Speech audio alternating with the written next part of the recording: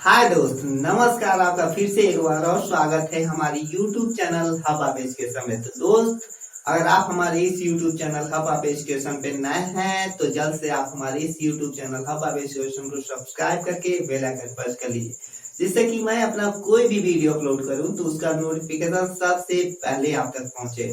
तो दोस्त, अगर आप हमें नहीं पहचान रहे होंगे तो मैं बता देता हूँ, मैं हूँ आपका दोस्त यशम कुशवाहा। तो दोस्त, मैं आज आप सभी को पढ़ाने वाला हूँ कक्षा 9 का पहला poem the road not taken, जिसको लिखा है रॉबर्ट ली फ्रॉस्ट ने। तो दोस्त, यह बहुत ही प्यारा हमारा पोयम है, इसको आप बहुत ही अच्छे तरीके से समझिएगा, जो मैं इसको बहुत ही अच्छे तरीके से बताने वाला हूँ। तो दोस्त, आप हमें फॉलो भी कर सकते हैं, कहाँ पे? फेसबुक, व्हाट्सएप और इंस्टाग्राम पे। तो दोस्त, अगर वीडियो पसंद आता है तो इस वीडियो को लाइक और शेयर करना ना भूले, और कमेंट में भी लिख के बताएं कि कैसा आपको हमारा यह वीडियो लगा। तो चलिए हम अपने इस वीडियो को स्टार्ट करते हैं। Latest start now our video.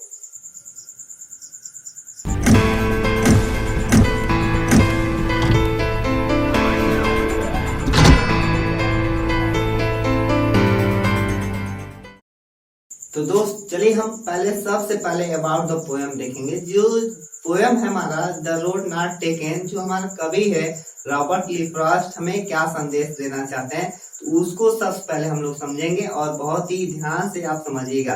तो इसमें लिखा है the road not taken has a symbolic meaning here. बोला है कवि कि जो यहाँ पे द रोड नॉट टेकन जो लिया गया है, एक सिंबॉलिक यानी प्रतीक रूपी भाषा है, शब्द लिया गया है। बोला है the road stand for human life, यानी द रोड मानी मानव जीवन का जो रोड है, यहाँ से समझाया गया है।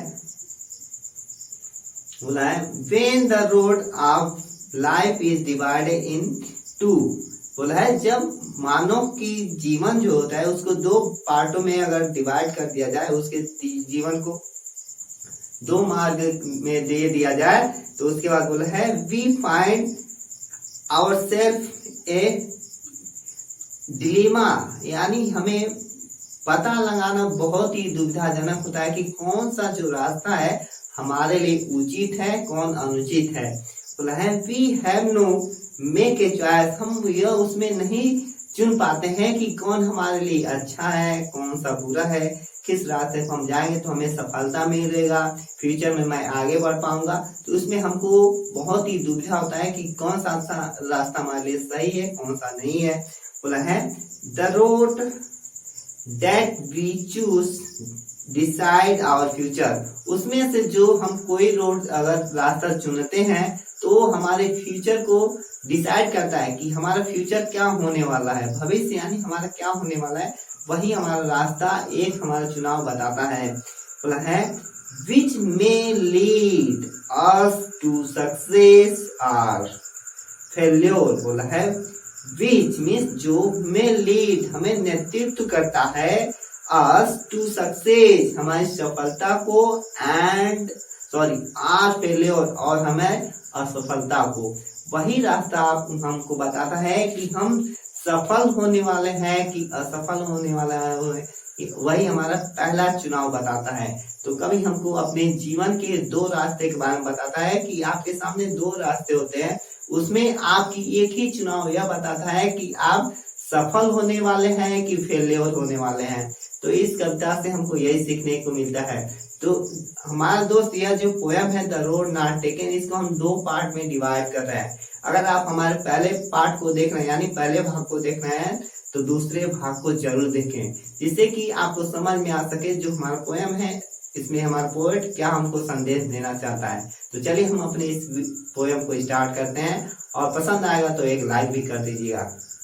लिखा है the road diverted in A yellow would. बोला है द रोड यानी जो मार्ग है, डिवाइडेड या बांटा हुआ है दो पार्ट में, इन येलो वुड, और उसमें पता है येलो वुड मीन्स होता है पीली पत्तियों वाले पौधे जिसमें पत्ते झड़ चुके हो। तो बोला है येलो वुड यानी येलो पीली रंग की पत्तियों वाला पौधा।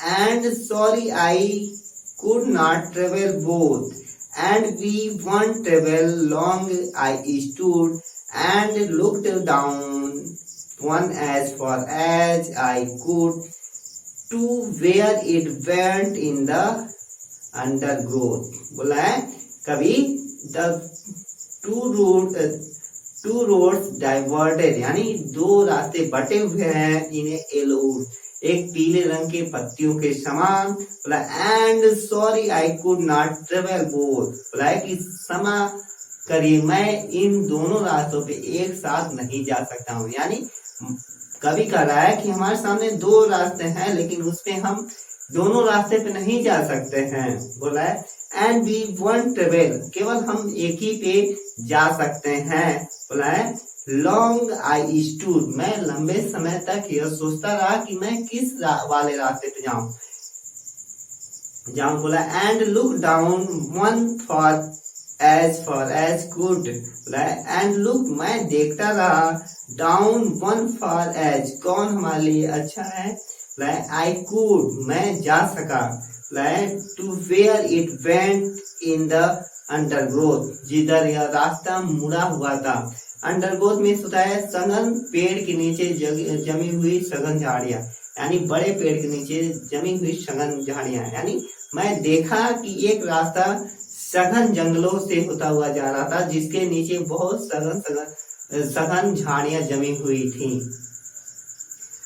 दूसरा हम पैसेज देखेंगे। बोला है when took the other just as fair, बोला and having perhaps the better claim because it was grassy and wanted wear,